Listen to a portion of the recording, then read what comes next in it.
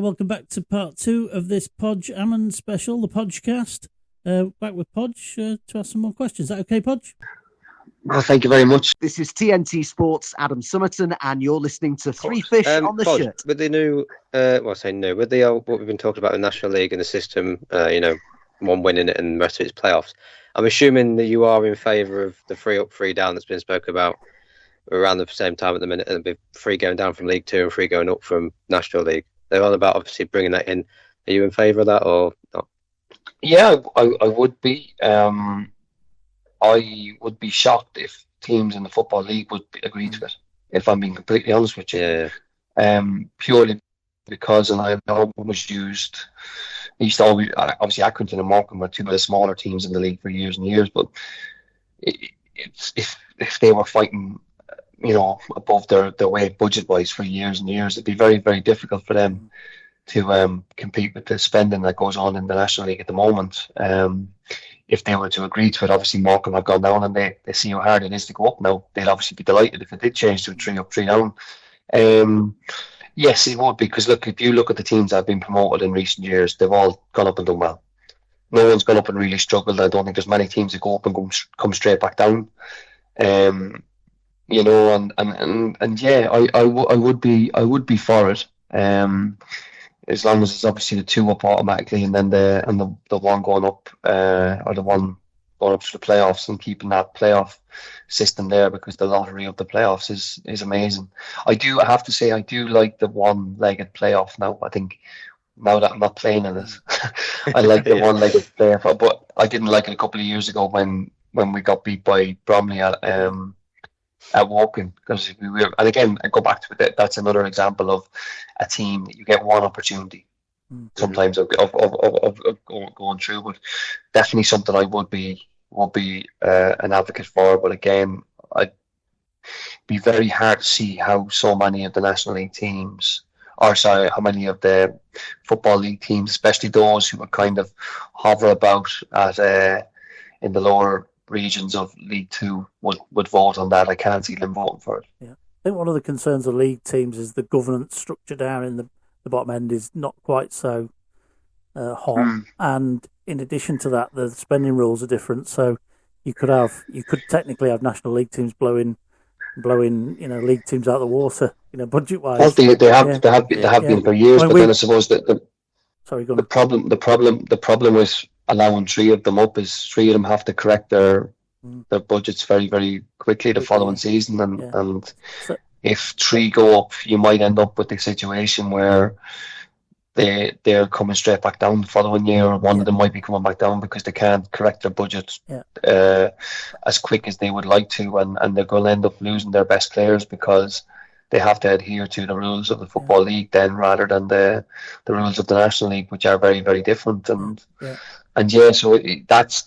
that is one thing that does have to be kind of looked on at and figure out whether that is the right way of doing it or not. We spoke to Grimsby's owners the other night about what their view was on it, because obviously they're talking to the league about it, and it was pretty much, to summarise, it needs to really be the League 3 of the EFL type arrangement for it to work, because if they're operating on different playing fields, then it's not going to work for the reasons we've just said. I think so. But again, the problem then is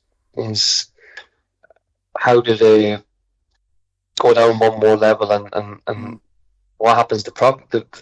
You're still going to have a knock-on effect the next bit, because the National League North and South are still going to be spending money. Like, there's teams in that you're going to end up it's going to be a knock-on effect where there'll be no governance of National League North and South, and then those players are going to end up going.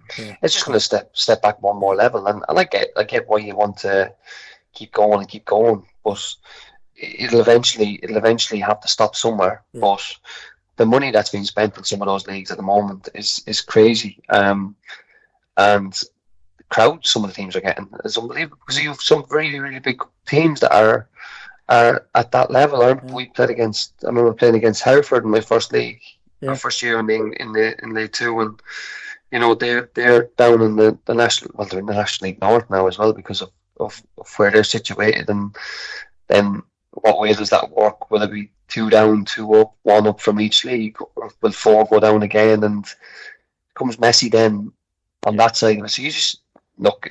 I'm glad I don't have to make the decision. If I'm being honest with you. I'd love to see a change to the 3 up, 3 down. I don't think it'll change to the EFL looking after an EFL league like League 3. If I'm being honest with you, if it does, I'd be very, very surprised, especially in the next kind of 10 years. Yeah. Just out of interest, the referee at Braintree was Simon Bennett. Went on to be an assistant referee in the Premier League. Played 400 games in the Premier League. I'm going to search for him now, because I think I see him all the time and think, if it's this person I think it is, I think he's one of the best linesmen in the in the Premier League. Simon Bennett is the chap. So we'll had a quick look there.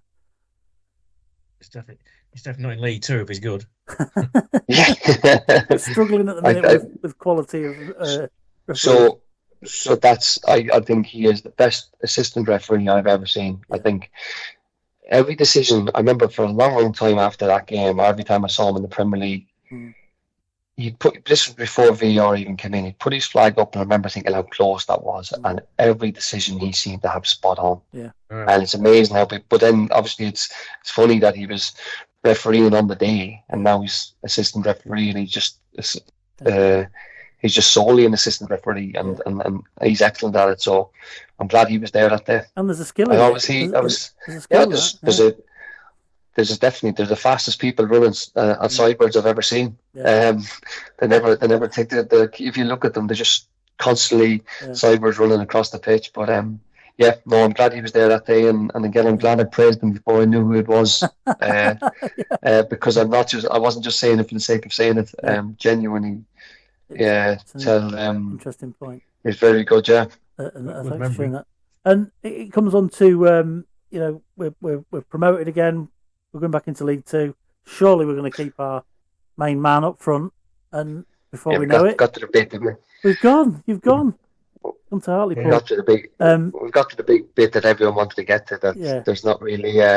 It's been widely reported that your contract offers were underwhelming, I think is probably the politest way to say it.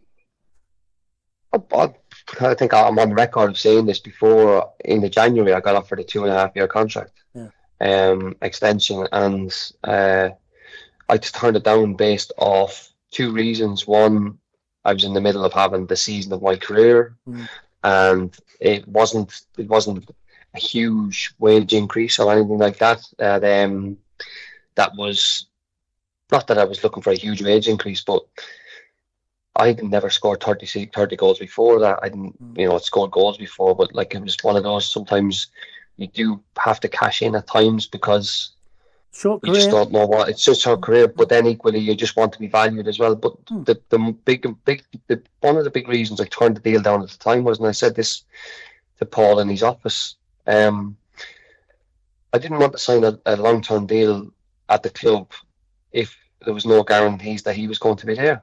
And I was as open and honest as with Paul as I could be, the way things were going, and he was probably thinking of himself that, if we didn't get promoted that season, there was probably the likelihood that he could have been sacked. Whether that was the right decision or the wrong decision is irrelevant, but that was pretty much it, and he understood it, and he got what I said. And then when the season finished and we weren't promoted, the 2.5-year contract, which would have been a 2-year contract from June onwards, turned into a 1-year contract. And I wasn't willing to sign a 1-year contract based off what I had just done for the football club and the season I just had. And that's it. There was no falling out between me and Hursty or anything like that. I would speak to him very, very regularly when we came back to Hartlepool to Brunty Park that October. I sat in his office for an hour and a half afterwards with him and Doig, eating pizza, chatting about the games and chatting about things and stuff like that, because I had a great relationship with him. I read a report that said he was equally as disappointed in the contract. I'd imagine he was. I'd imagine he was. He's on record as saying. And as I said, we sat in Blundell Park 3 months after I left the club for an hour and a half eating pizza after a game that we had just won, and I'd scored 2 goals in, and he probably thought I was sitting there to sit in close, which is probably part of me was. But I used to love sitting down and talking football with Hursty and Daigie because I had real connection with both of them. So like there was no falling out from us or anything like that. And I spoke to him about 3 weeks ago as well. He rang me about a player about 3 weeks ago. So, and Daigie actually rang me about a different player about 2 weeks ago. So we constantly been in contact throughout my time of leaving there, and it's great to see him doing so well at Boston since he's gone in there. He's doing an amazing job since he's took over. I think we would agree. I think we've all had our doubts about people at times, and I spoke to him after we got back in the league last time and said, there were times when I doubted we could do it, but take my hat off to you, and he said, yeah, no problem. But he's a great guy. Football fans is the biggest emotion there is in football. Yeah. As players, like we know what's happening Monday to Friday, and we can see it in the dressing room or on the training pitch, and we know if things are going well or not. Yeah. You only ever see it on a Saturday or a Tuesday, so you can only comment on what you see on a Saturday and Tuesday. And when a result is bad of a Saturday or a Tuesday, it's very hard for a supporter to be upbeat off the back of it. Yeah. But if you can see stuff that we tried this week in training, we're working on this, that worked on Saturday. The result didn't work great, but we have this to work on now, and things might get a little bit better. If we can tweak this a little bit here and there. So as players and staff and people like that, we can always see kind of maybe more of a light at the end of the tunnel than what supporters have. Because at the end of the day, yes, our weekends are ruined based off football wins and losses. But supporters' weekends are ruined more because they're travelling 4 hours to the game and out of pocket because they're paying money to go to the game, whereas we're being paid to go play in the game. Do you know what I mean? So I can see why a football fan is always glass half full. And we try to, and sometimes it seems like a manager's trying to spin things, and genuinely they're not, because they can see it happening. And there was times that year where we thought, we'll get promoted this year, 100%, we'll believe in it. But there's other times you're thinking, look, we're in a bit of trouble here. But again, going back to I was disappointed to leave the football club. Yes, 100%, because I was after having such a good time there. It's the best season of my career. Really enjoyed the place. Loved my teammates. They were brilliant teammates. But again, football changes all the time. There's no guarantees that if I stayed there that things would have kept going the way they were. And obviously I've gone to other clubs and done well off the back of them, scored goals every year, but there's no guarantee that I would have scored the goals that year for Grimsby. But then equally, other players come in and do well and end up, you fill in the void, and Omar went on to have his season that he had. And look at sometimes maybe it was a blessing in disguise I left for the football club, in terms of Omar needs to be the number one guy at the club when he's playing, because he thrives off that, and not that he was unhappy playing second fiddle or anything like that, but it probably had him up a small bit that I was after scoring a few more goals than he did that year. It didn't make a difference to me or anything like that, but he would never say that to me. But when the pressure is put on a player coming in, there was a big transfer fee paid, everything like that. But then the flip side of that is that me coming in and doing what I done took the pressure off him and allowed him to develop that little bit longer as well. That he didn't have all that burden on top of him. And as I said, maybe the best thing for the football club was that I left in the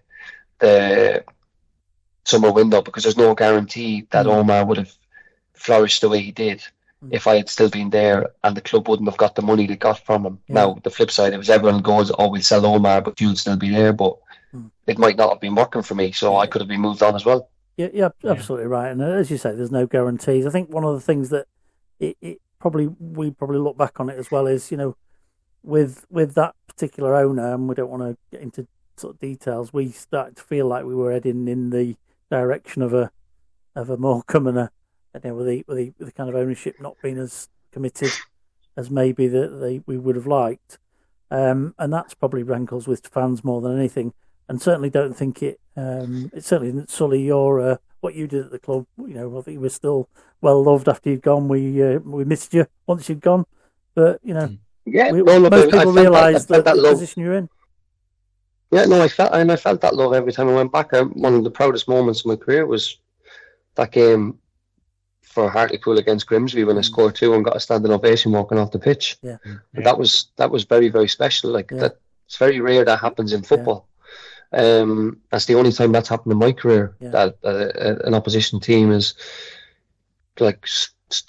rose to their feet and clapped me off a pitch, and that's a moment that's going to stay with me for the rest of my career as much as other ones were. It was a great kind of it's a great moment for me, and there was a lot of pressure on me going back that day as well, because obviously you had a few shouts here and there and whatnot, and again I knew you'd score. He's going to score. Typical Town. I was quite happy telling Macca that all week as well. I'm going to score. You can, as I'd say to him, I'd be like, you can be the best player on the pitch for 90 minutes. I just have to be the best player on the pitch for 10 seconds. And if I score against you, then that's it, job done. So, you got inside his head. Yeah. So, no, it was disappointing to move on, but football moves on. No one player is bigger than any club, and as I said, some great things happened off the back of possibly me moving and the money, the goals Omar scored. I think he scored 20 goals in the league before Christmas and got his move to, was it Cardiff at the time? Wigan. Wigan. He got his move to Wigan, and again, he signed for an ex, he didn't sign for an ex manager of mine. He ended up with him, but you just knew how talented Omar was, and he was a great player, great teammate, and I actually lived with him over in Grimsby as well. So he was brilliant. He was a great player, and he'd done great things for the club as well.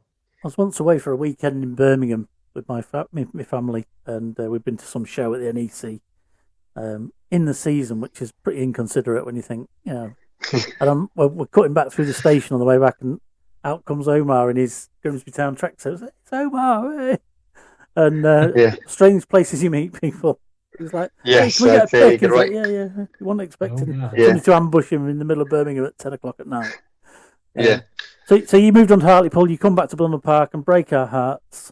But you're only there a season before moving on to Newport. So what's the story at Hartlepool? How come you didn't sort of stay very long there? What was the crack there? Yes, it was financial issues. Yeah. We were doing well in the league. I think we were 9th or 10th, heading up to Christmas time, and Craig Kigney got sacked. Should never have been sacked. It was a terrible decision.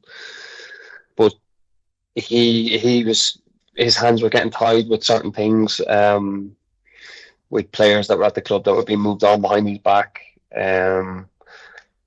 Wages, we would be on the bus going to a game, and there'd be a phone call at the end of the month.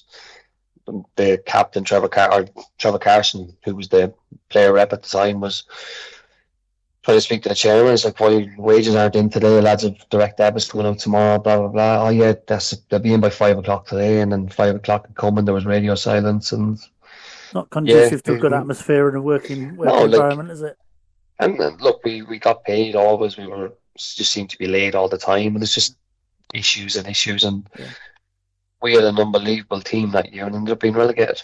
Trevor Carson was in goal, Liam Donnelly in Northern Irish International was playing, Matthew Bates, played for Middlesbrough, was there, Nicky Featherstone, Jay Carroll, Josh Lawrence, who's in the Premier League now for Burnley, he was playing, Nathan Thomas, who had a fabulous season. He scored a great goal at Blundell Park, chipping Macca with the third goal. Myself, Billy Painter, Louis Alessandra. That team should never be relegated from the Football League, but the financial issues that were going off the pitch, it just takes its toll, and they made the wrong managerial appointment when Dave Jones came in, who obviously had a fantastic career before that, but he didn't, I suppose, probably know the level, and didn't know enough about the players the opposition were coming to play against. We were about to play Yeovil in his first game, And he handed me the team sheet and said, "Can you go through the team for the lads there? I don't know the team you're playing against, the players." And again, that's no criticism of Dave. He probably was put in a position he shouldn't have been.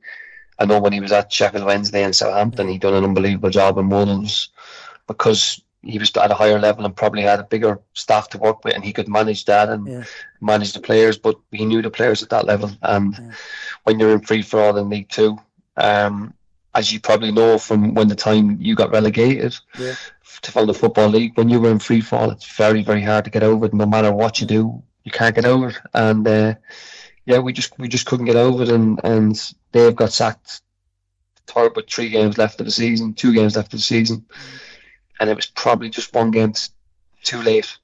I think if we had done it the previous game, we would have stayed up. We beat Doncaster last game of the season. Funny, actually, I know we were talking about how long Grimsby were leading in the playoffs, which was 25 minutes. That season, Portsmouth won the league, and Portsmouth were top of the league for 10 minutes that season. They need to be top one at that point.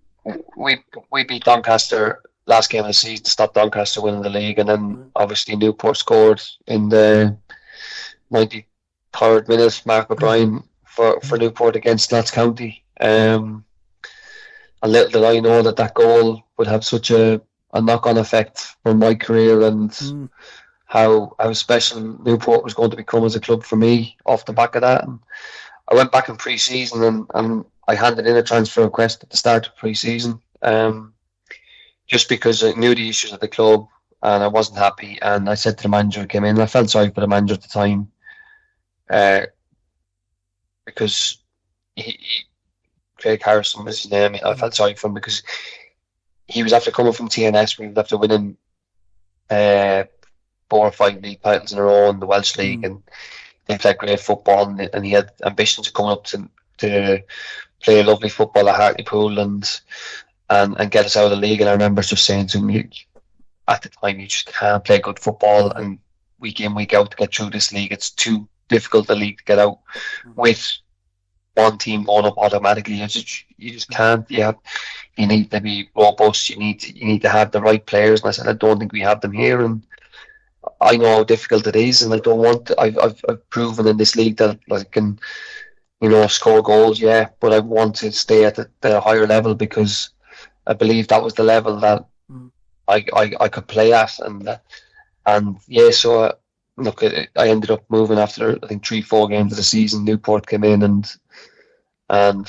while everyone was saying, like the manager was saying to me at the time, at Hartlepool, you're going to a team that just stayed up to the last day of the season last year, but if you remember back, Michael Flynn took over them when there were 12 games left and there were 8 or 9 points off safety, and they were all but dead. But the last 12 games of the season, their form was promotion winning form, and they stayed up. So I looked at a team I was going into that was in promotion winning form, rather than a team that was in free fall at the bottom. And that's one thing in League Two, you can boost yourself in the league by doing that. I think Doncaster did it last year or year before. Yeah, they did. Like below us at Christmas, and they went in the playoff.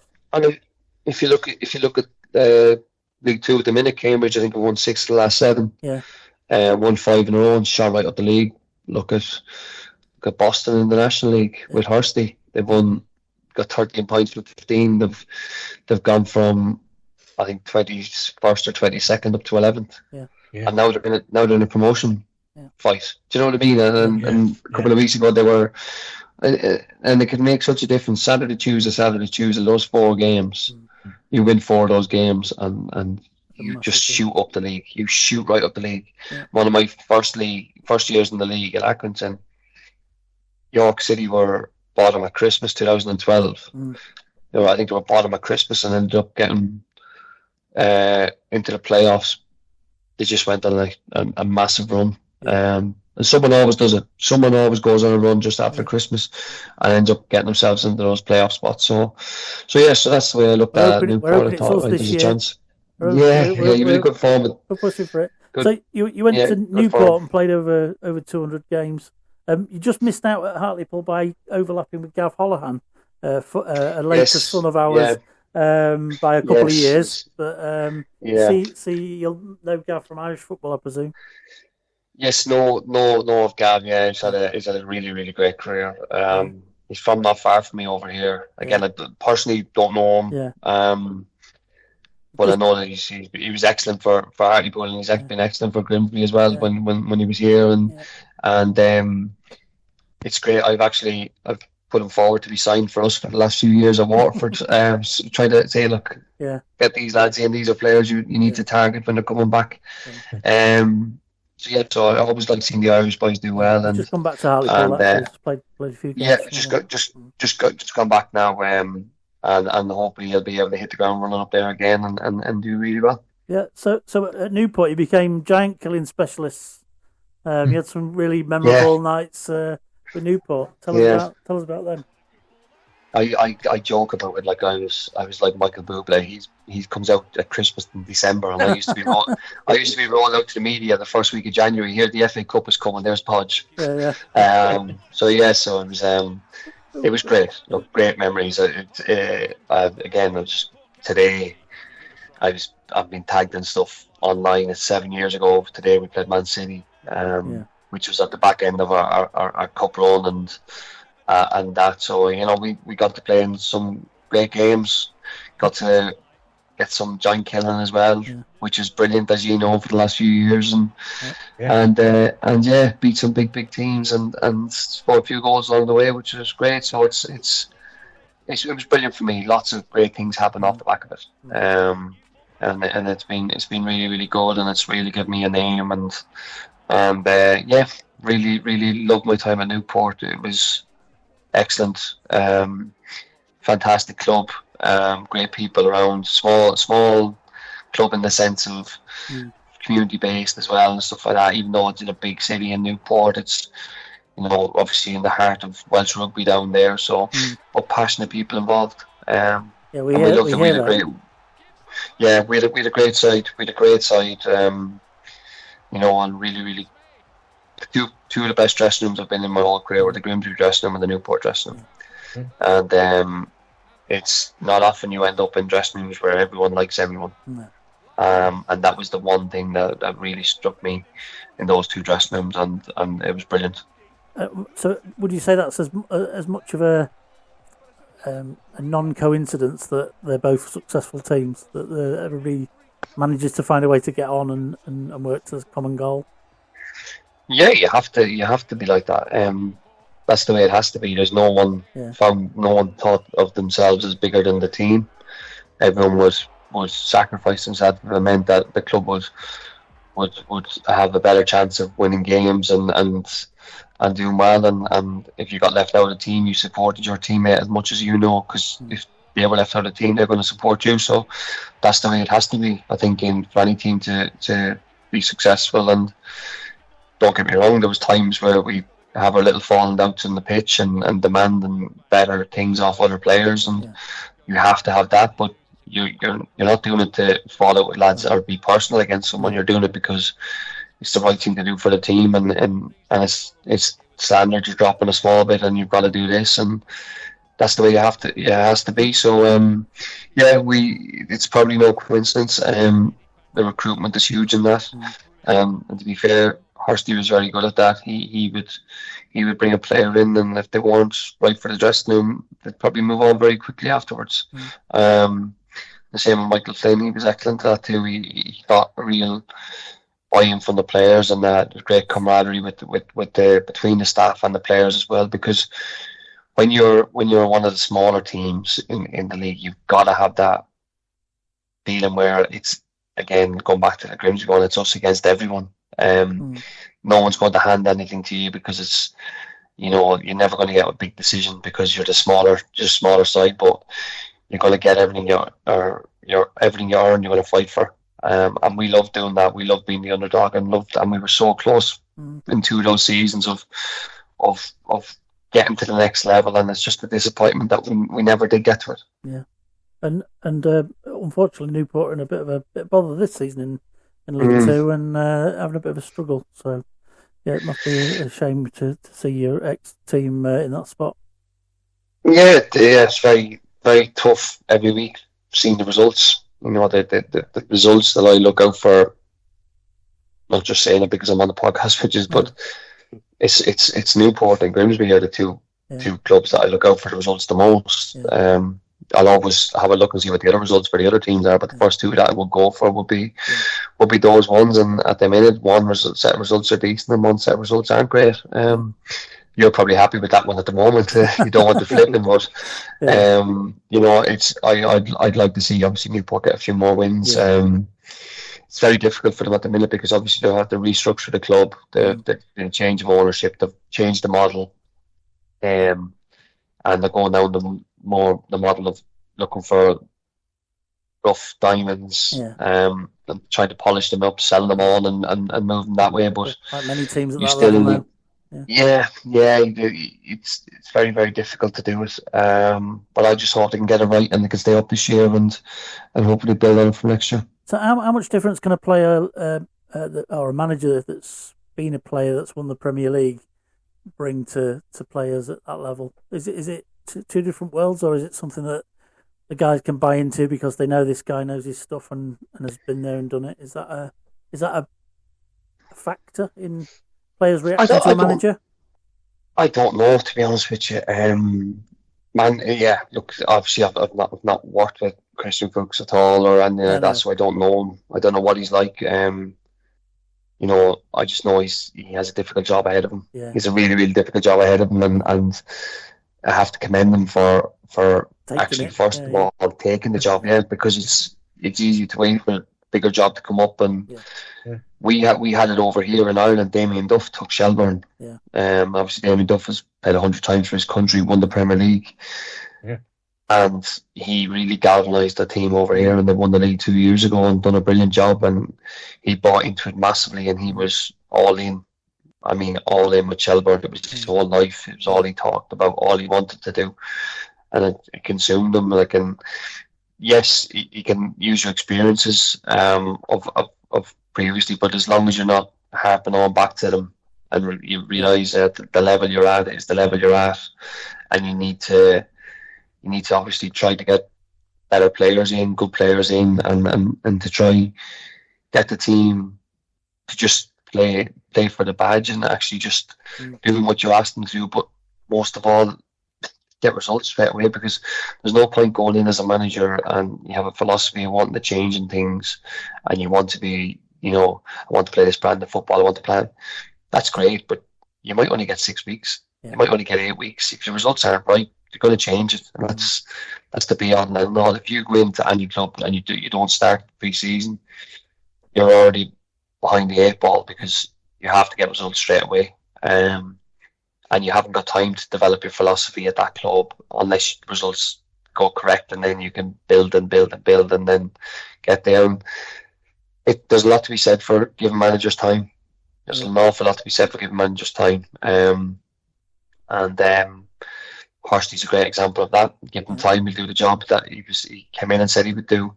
Dave Artella's doing a really good job at the moment, and again, that's not overnight. It's happened over a period of time. When he came in, he said, it's not going to happen. He said, there's the exact words, it's not going to happen overnight. It's going to be, a couple of years. And, we after a couple of stuffings at home, 5-1 and 6-1 by Walsall, that kind of wears a bit thin with some fans. I think we could see what he was trying to do. And he's picked it up since then, and pretty much everything he said has kind of come right, with the right owners as well, I have to say. Well, that's the thing. That's the thing. Say as a manager, don't pick your club, pick your owner. Because that's what there's no point being at a good club if the owner is trigger happy and he wants to move lads on. But if you look at Dave's record, Dave had a great record of Crew, but it didn't happen overnight. With a low budget as well. It didn't happen overnight. It took time. That season they got promoted, was one of the best footballing teams that's come out of League Two. Themselves in Chesterfield in about 2013 or 2014. Those two sides, two of the best footballing sides that I've seen at League Two level. Give managers time, and they can. Then you can decide, yes, it's not working or it is working, if you give them a prolonged period of time. But the days nowadays, it's like I said, you get 10 games, 12 games, and things aren't right. Sometimes the only reason you stay in a job is because the club can't afford to sack you. And then sometimes that's a good thing, because then it turns. When you hit rock bottom, sometimes it just turns. But as I said, hopefully Newport can start picking up a few results, no matter how it happens, and things can stabilise themselves, because if they do end up going back down, it'll be very, very difficult for them to get back up. For all the reasons we've outlined. From there, you move on to Exeter on loan. So after such a successful spell, how's that come about? What was the crack there? Yeah, so basically, I not 100% sure, to be honest with you. We got beaten in the playoff final. My last game for Newport was in the playoff final. And I moved on 2 games into the following season. I have a feeling COVID has a lot. What happened in COVID has a lot to play with it. But forget about there's that. a bit of a falling out with the chairman and stuff like that. Purely because I had 2 years left in my contract, and the other 21 players had 1 year, so they were afraid to do anything or to speak. They didn't want to upset anyone. But at the time, our chairman came out and said that we had on TV, the club was in a great position. Players wouldn't need to take a pay cut. Anything like that, they'll be fine. The furlough and all this kind of stuff that was going on, we're in a really healthy position. The money we were after making through the FA Cup and all that, and then the following day, he asked everyone to take a pay cut. So that's not leadership, is it? He went publicly and said one thing. Yeah, so publicly he said one thing, and privately he said a different thing. And as I said to you at the time, the PFA had said to us, the directive we were given by them was we could defer. We said we'd defer wages if that's what was meant. But based off what you had said the previous day, we weren't doing a pay cut. But unfortunately, because I was the one who was like at the front of it, because I had the 2 years on my contract and I had a little bit of stability. You had more to lose, as well. Yeah, well, no, I was. No, funny. It's the opposite way. The lads actually, they were afraid to say something because they had 1 year left. I've got you. Sorry. And they just asked me would I do it, because obviously I'd been there a few years, and I could speak to him based off the fact that I was going to be there for the next 2 years. So I think speaking to the manager since, he was directed to move me on, and that, which was disappointing, really disappointing, because I had such a great time there, and it ended very sourly, and very disappointing from my side of it. I went on loan, and then, to be fair, the manager had moved on, and James Robury came in, and we went to play Bradford in the FA Cup. But I was waiting on the go ahead whether I could play or not from my parent club, and basically they said the day before, no, you can't play because the likelihood is you're going to be called back in January. And then January came and I wasn't called back. So and then we got promoted with Exeter, and I found out I got released in a 20-second phone call while I was getting onto the bus into Victory Parade to go do promotion parade in Exeter. So there was 5 years of blood, sweat and tears for that club, over 200 games, and I got released in a 20-second phone call. There's a right way and wrong way to do things, and and look, you expect better, don't you? The manager at the time said the message afterwards. He didn't think, and the club sent the letter 3 weeks later thanking me for but it was only after I had said that I'd just been released after 20 seconds, and I think the manager said afterwards privately, I don't think you should have went publicly and said that, and I apologise, but I don't think you should have publicly went and said. I was like, well, you're only apologising because I publicly went and said it. Yeah, so you obviously, I'm sorry, but you shouldn't have. So if you ever say sorry, but you don't really mean that sorry, do you? So look, I was really disappointed. I was living in the area, bought a house in the area. Kids were born in the area. Wife was working in the area. Even when I moved on to Exeter and to Woking, I was still living in the area and I was travelling to both clubs. So yeah, it was just sour ending to a really, really great time at the club and all that, and just was really, really disappointing at the time. And you can probably tell by the tone of my voice now. It still hurts a little bit. We need to get you back up a bit. It's fascinating for us on one hand, but it also helps fans realise what a lifestyle it is. It's you're short term, everything's sort of fairly short term. The rest of the world's operating in jobs that they've got probably a lot more long term stability in, if there's such a thing these days. You're looking for a new job every 2 years, nearly, aren't you?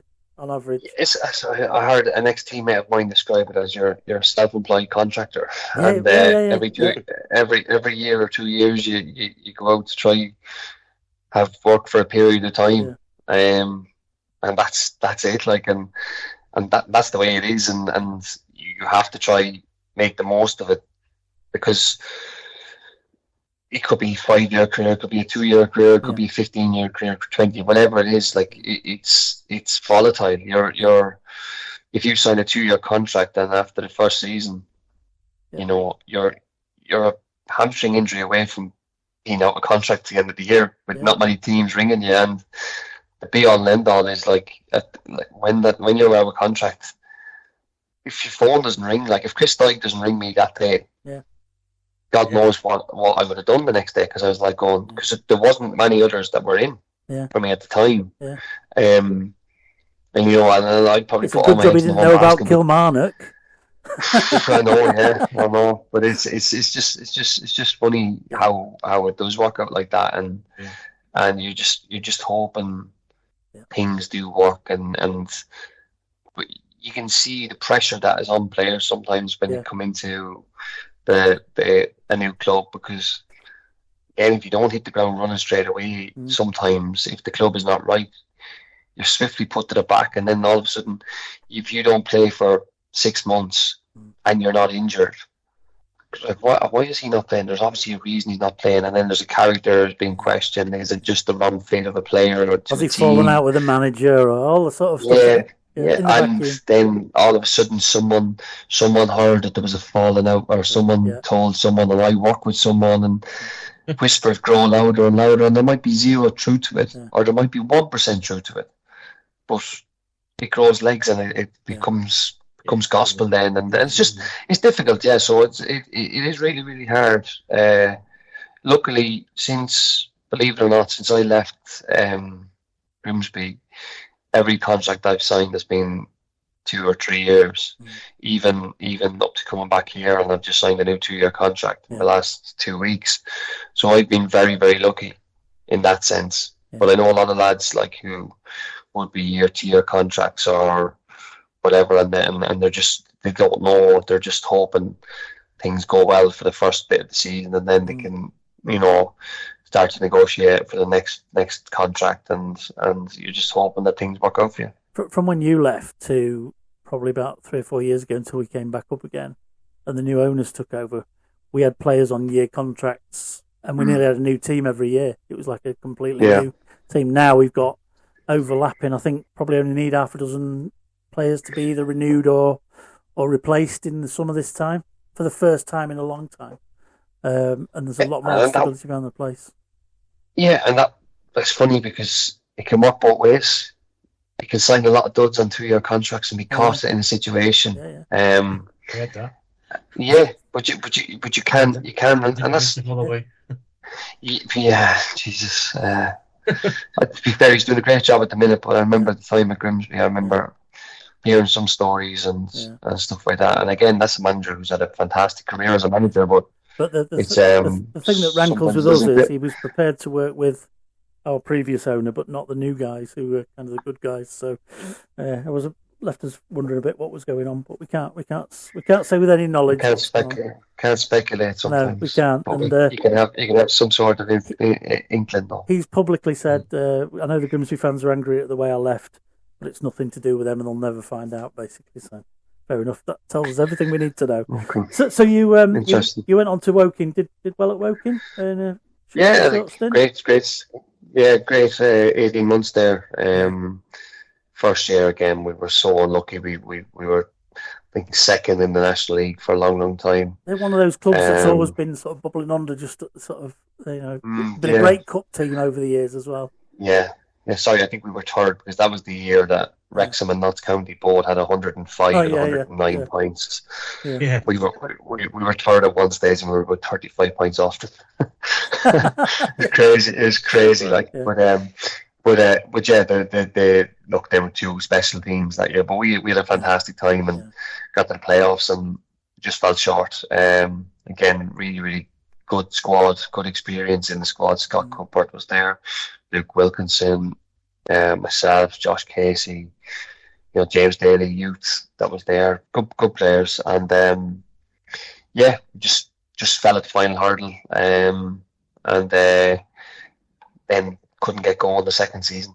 Didn't get started well, and there was a change of management then, and then an opportunity arose for me to go back home, and I wanted to pursue that because again it was a club that was close to my home. It's 35 minutes from my hometown in Ireland. Had you always intended to go back? Was it part of the long-term plan? No, or was it something came no, up? but kids came along. The plan was I'd done my coaching badges and all that, and I was going to stay across in England because there's more jobs in the UK. There's more. There's 10 full-time teams in Ireland at the time, and there was no real academies. Now it's changed over here, but in England they had obviously 20 Premier League teams, 72 Football League teams, non-league teams that were full-time were probably 25 to 30. So you're looking at 122 to 125 full-time teams in England. So jobs, there's obviously a lot more jobs over there. So that was what the plan was. Then kids came along, and I just was like, this opportunity arose, and it was just like, no, it's too good to turn down and come back home. My wife is from the same place I am back home, so our families are very close to each other over here. So would they be able to grow? Our kids would be able to grow up and be with their, I suppose, be with their cousins and their aunties and uncles and granny and granddads as well. And then we've been away for so long that we had the opportunity to come home, and there was stability with the contract as well. Did you just say you just signed a new deal to 2027? Just signed a new deal till 2027, so it just gets me to just below 40. Yeah, that's some career, that, isn't it? And we say it's a short career, but in your case, it's been brilliant. You've had a great career. No. I've been lucky. Yeah, so been lucky. But since we've come home, it's been brilliant. Like the kids have loved it, professionally and personally. Like it's been great. Being around everyone all the time, and not just having flying visits from people over on a Friday, gone back on a Sunday. You're not really getting to see them because you're travelling on a Saturday for the game and all of that. And obviously there's a huge expense on family coming over to watch games as well. And this way we're 35 minutes down the road every week.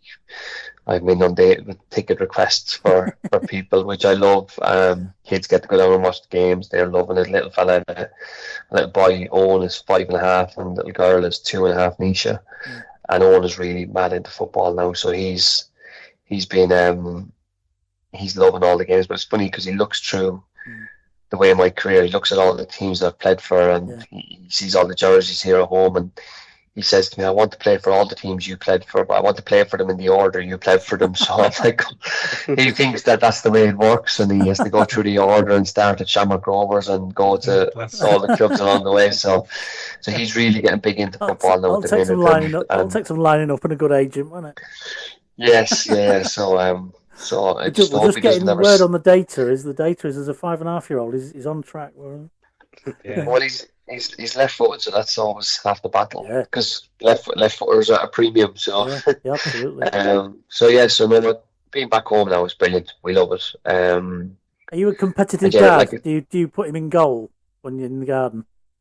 Would you believe it? He's mad that he wants to jump in goal half the time. All right. He's fair. There's a thing about, I don't know what it is, all the kids in his class, they all bring goalkeeping gloves in, and they all want to be in goal, and if there's only one pair of goalkeeping gloves, they'll wear one each so they can swap around. But Ronaldo's his favourite player, but he is mad after like goalkeepers. For some reason he's really taken a like to Donnarumma, and our goalkeeper over here, Stephen McMullen, like really mad into it. So look, for as long as he's happy, I don't care. Yeah, and you've the little girl is actually the same. She's running around and she's running around singing Alison Becker songs. So like she's 2.5. So God knows where that's come from. And you've made your 800th career appearance as well. In that yes, time. So yeah. How does that feel? There's not many players get to that sort of level of appearances.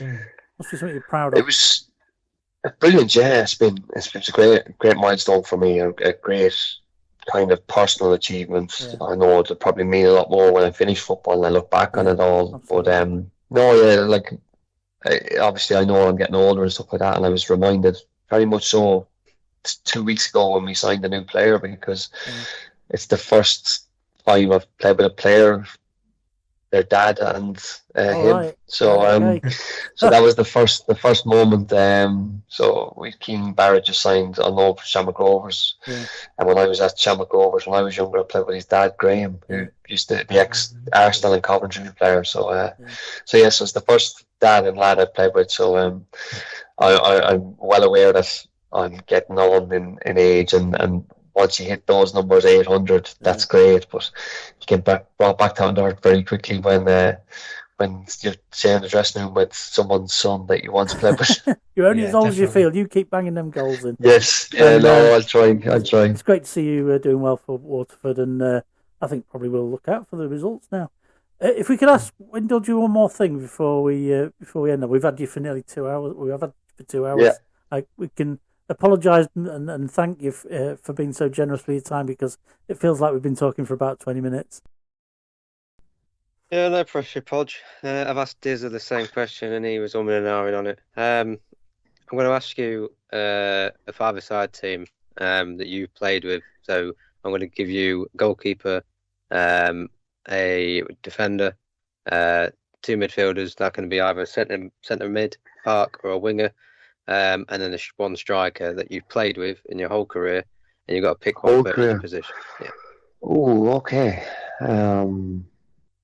We will say you don't mean you don't love all the others, but these are just five. Well, this is the one time I get to leave some of them out. It's great. Very hard. Even Dizzy was struggling. Right. Goalkeeper.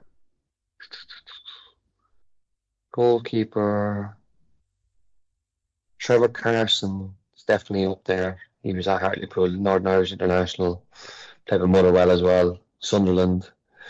Actually, he told me a story. He could probably play out pitch in this team, actually, because he told me a story when he was at Sunderland before that. He was coming through the academy and he was in the U team and he broke his hand and they went on a pre-season trip, but so he obviously couldn't play in goal. So they played him out pitch and he got player of the tournament. So they came back and they had to have a real sit down at the academy, and they were like going, oh, we need to make a decision here now. What's the best chance of you got making it in football as a goalkeeper, as an outfield player? So he could probably play in goal for me here, because I know he could be that real sweeper keeper.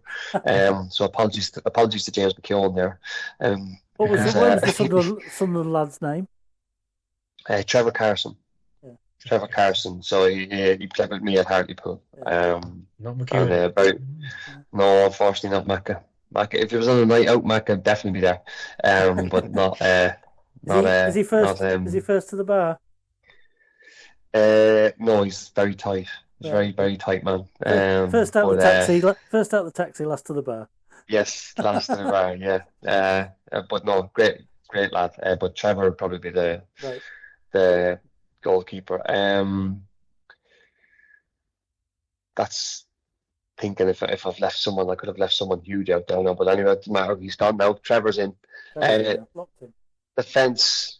I'm caught here now because I'm playing one at the back, so I have to decide between Ben White and Seamus Coleman, which is very difficult. Yeah. Because Ben White was excellent when he went to Newport with me, and I played with Seamus with Ireland. But probably for longevity and being Irish, Seamus is going to get the nod.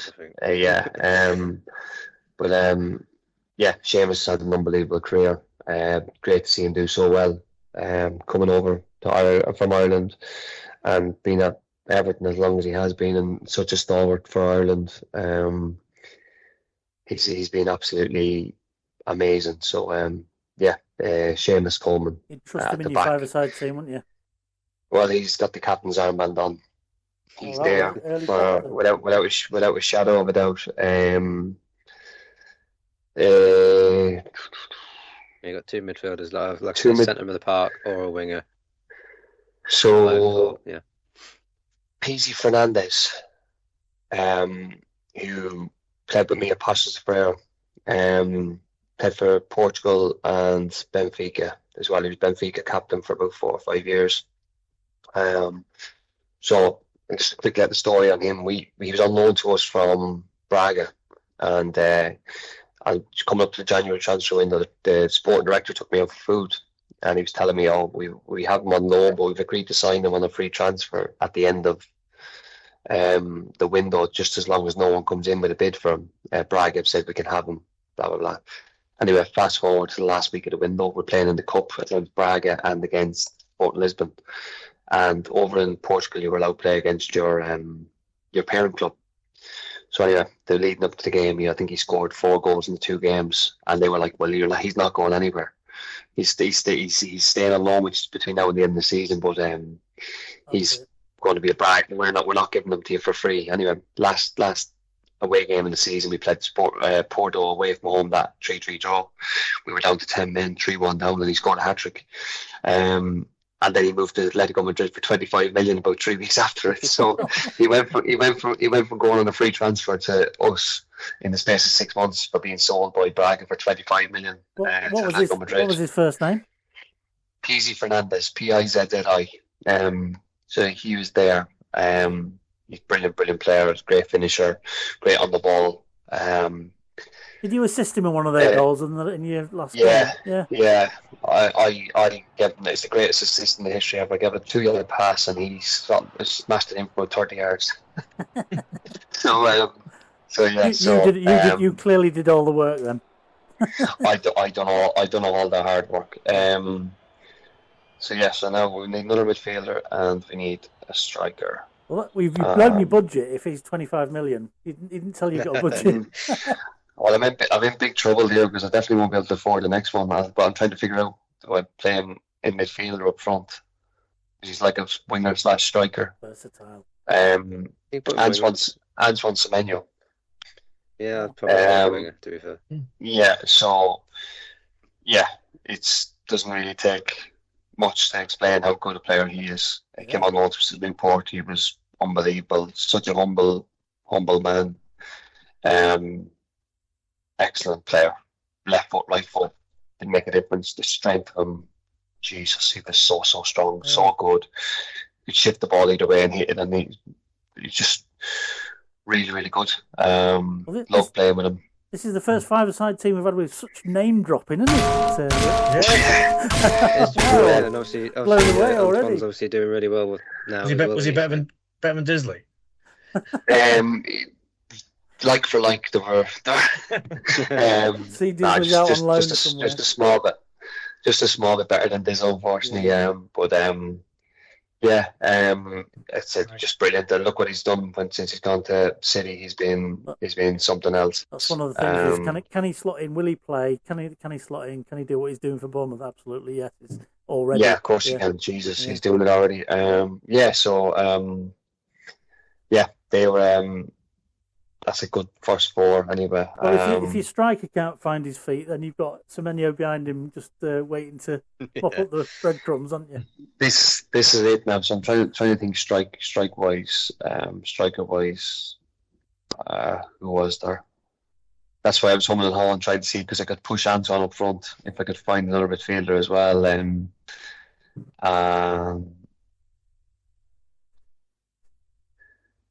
Striker wise. Again, when I was in Portugal, Nelson Oliveira was that player who was on loan, played for Portugal in the Euros in 2012. He was supremely talented. Got golden ball at the under-20 World Cup. Excellent player. Probably never fulfilled the potential that he was said to he was going to have. He was very, very good. Maybe as a false nine, Scott Twine was really, really good when he came on loan to us at Newport. Scored some unbelievable goals. Really, really good. Again, I know I played him at the back end of his career, but James B was excellent at Accrington.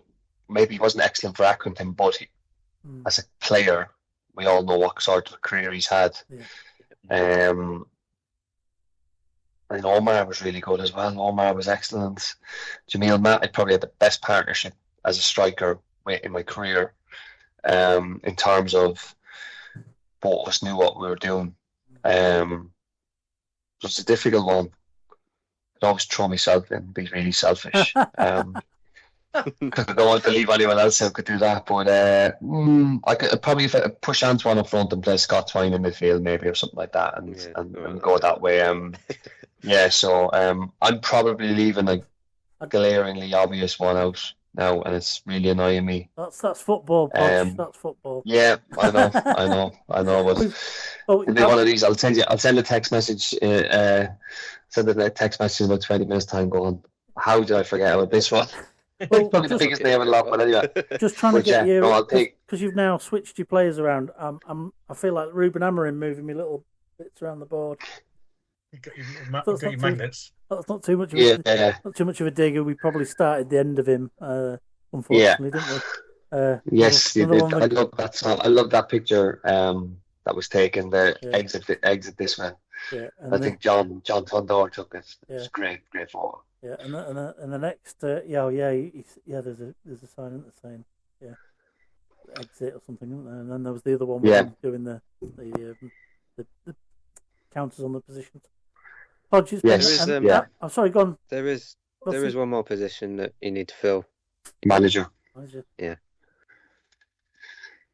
This probably will be a tough one. It will be. There's some very good, some really, really good ones. I think probably Matt Taylor from Exeter. He was very, very good at he built the team from there. He came through as their under 21 manager. And I think the year we got promoted, I think 7 of the starting 11 week in, week out come through the academy.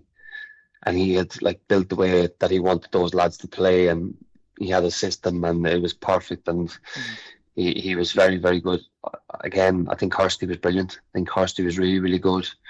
Very, very much unsung what he's done. Probably his whole career has been unsung, even as a player. He was so good for Rotherham for the years and years he played for there, and he done brilliant with Grimsby both times for me. If you're thinking of putting Hursty in and with Matt Taylor as a joint manager, you have to remember that Hursty and joint managers didn't work out at the finish. Not through Paul Hurst's fault. It worked out in the end. It did, but I've heard the stories. Yeah, I remember hearing those stories at the time. But the famous Rob Scott rant was when he had a row with the fans in the pontoon. Yeah, but then it's again. I go back over. It's hard because Rui Vitória was my manager over in Portugal. He ended up managing Benfica and doing brilliant with them. Paulo Fonseca, who manages Lyon now. He's managed AC Milan. He was manager there as well. So quite a management team you've got there. You've got four managers, 5 players. Just those 4, and then Dave Morris. Dave Morris, the physio, and that's just manager. Well, that's a phone. Then probably be Rui Vitória as manager. Yeah. Or Rui Vitória as manager, just because of the way his career has gone off the back of that. And yeah. I'm sure it'll be the pinnacle of his career being named in the Podge High Five five-a-side team. Probably, yeah. Steve, any more questions for Podge with short answers? Because I'm mindful that we've had him for 2.25 hours. If we were employing him, we'd have owed him a break by now. So any quickies? I'd written down what happened at the night out in Cheltenham. We were we were guests of Betway. Alan Algar, who was sponsor of the Betway at the time, they were sponsors of the league when it was the Blue Square, I think. And he invited us down, so it was all you can eat and all you can drink in a box in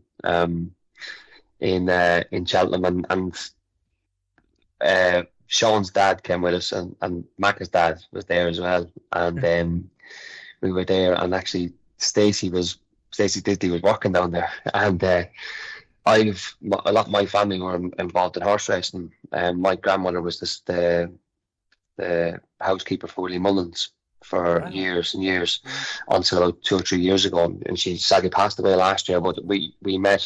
Perhaps she would have grown up with me, Willie's son. So I got to bring the lads down, and they brought us into the parade ring for one of the races down there, and the lads got to meet Willie, and he gave them a bit of time and spoke to him about things, gave them a winner, and that. But obviously there was a lot of food ate and a lot of drink drank, and Sean pulled the short straw. He had to drive back, and it might have ended with him pulling over and someone leaning out the car and getting sick. But I won't mention any names. You can have your own little guesses then off the back of that.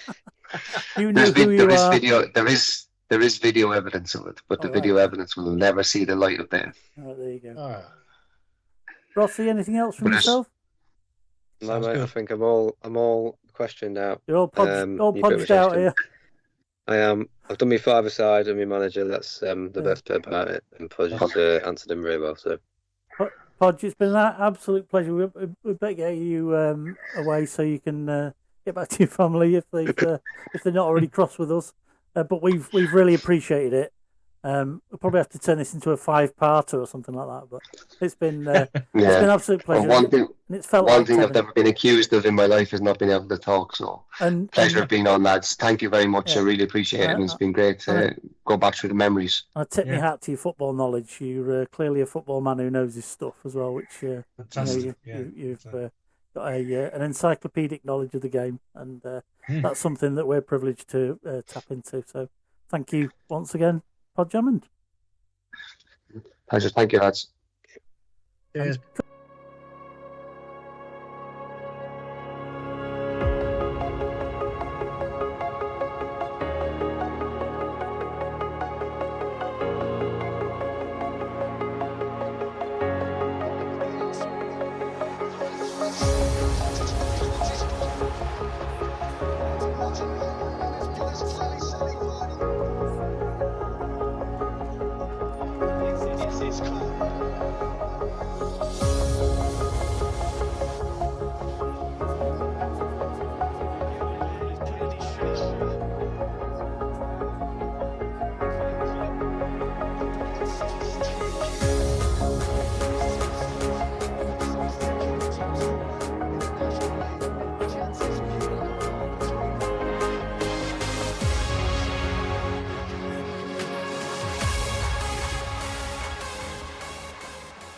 Grimsby have levelled it. It is game on now in this playoff semi-final, and they can celebrate. This is TNT Sports' Adam Summerton, and you're listening to Three Fish on the Shirt.